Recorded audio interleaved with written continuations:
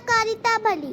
First, फिर दारा राजा के चौथे वर्ष में किस्लेव नामक 9वें महीने के चौथे दिन को यहोवा का वचन जकरिया के पास पहुंचा।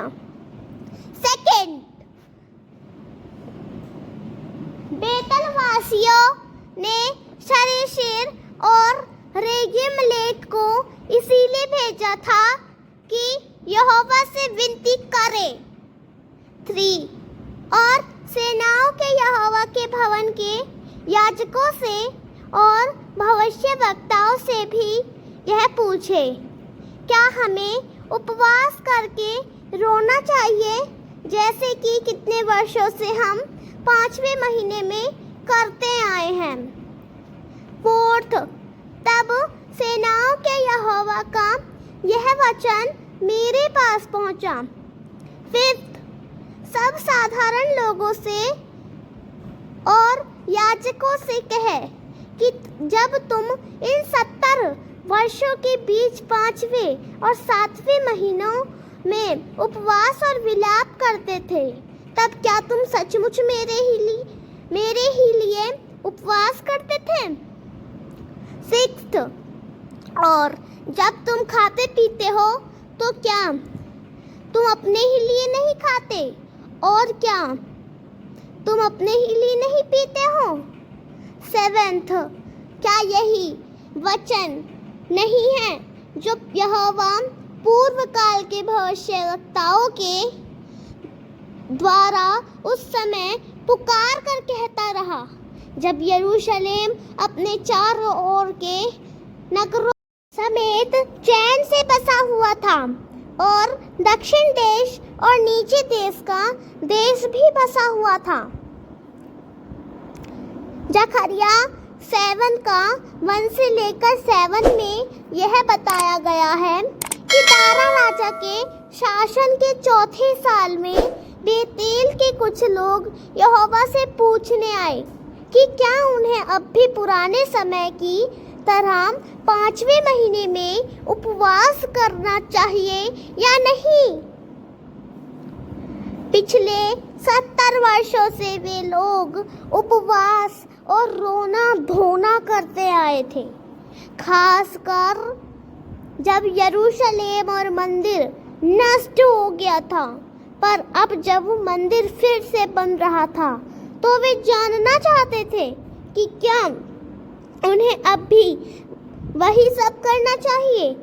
यहोवा ईश्वर ने जकरिया से कहा कि इनसे पूछो, जब तुम उपवास करते थे और रोते थे, क्या सच में मेरे लिए करते थे या बस अपने लिए? और जब तुम खाते पीते हो तब क्या मेरे लिए करते हो या अपने लिए?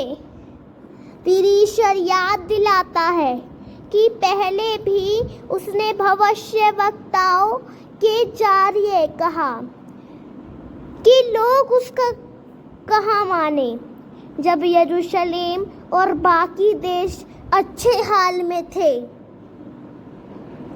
ईश्वर यह बता रहे हैं कि असली बात उपवास या रस्में निभाना नहीं है, बल्कि यह है कि हम अपने दिल से सच्चे मन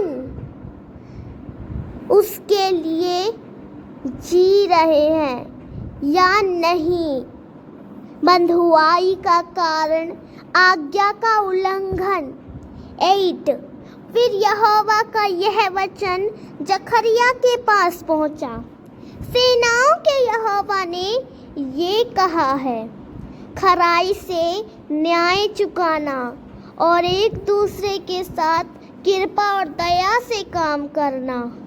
10, ना तो विधवा पर अंधेर करना, ना अनाथों पर, ना परदेशी पर और ना दीन जन पर, और न अपने अपने मन में एक दूसरे के हानि की कल्पना करना।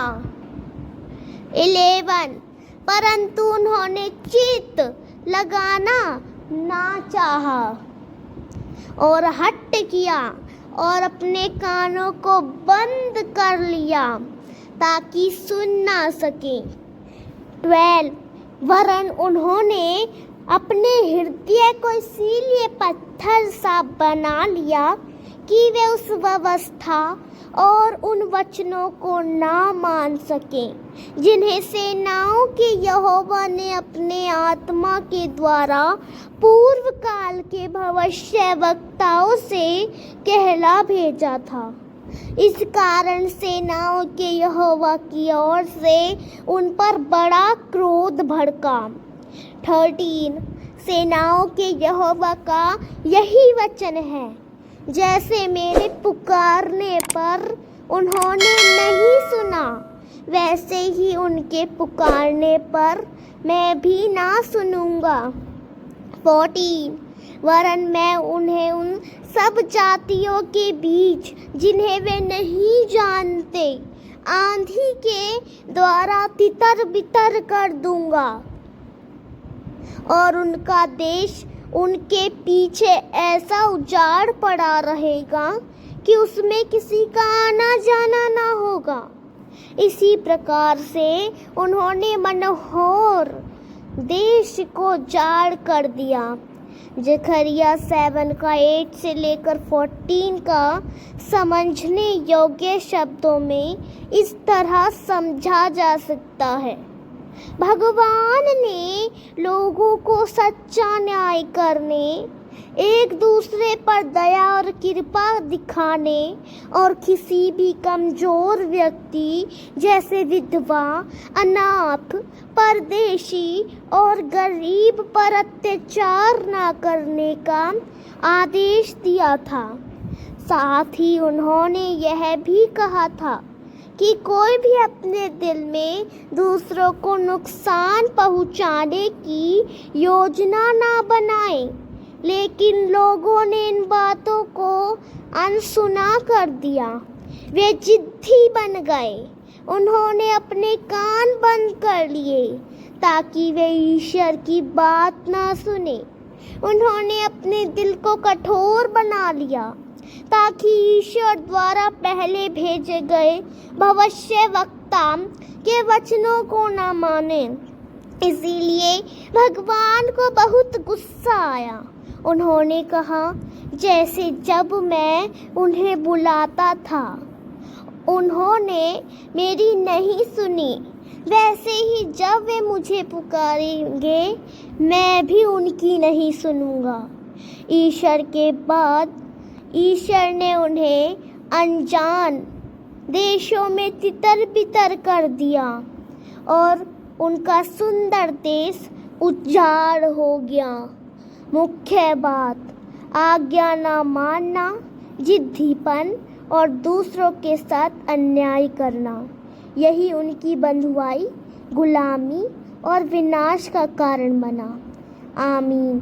अगर आपको यह वीडियो पसंद आया हो तो आप इस वीडियो को लाइक करें और हमारे चैनल पवित्र यीशु 97 को सब्सक्राइब करें और कमेंट में प्रभु की महिमा के लिए आमीन या हालेलुया ज़रूर लिखें।